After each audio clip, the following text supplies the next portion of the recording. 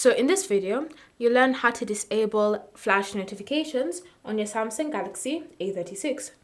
Whether you've enabled the screen flash or the camera flash notifications on your phone and you want to turn them off, then this is what you need to do. Simply start by opening the Settings app. Then you want to scroll and select the option Accessibility. Under Accessibility, tap on Advanced Settings, then choose Flash Notification. From here, you should see Screen Flash Notification and Camera Flash Notification. So if you've come to disable the camera flash notification, all you need to do is just tap on the toggle like that and it will be turned off. If you've come to disable the screen flash notification, then it's the same process, just find the toggle and tap on it to disable it.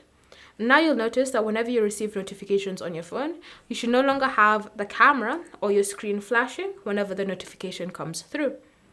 Thank you for watching. If you have any questions or comments, leave them down below and we'll get back to you.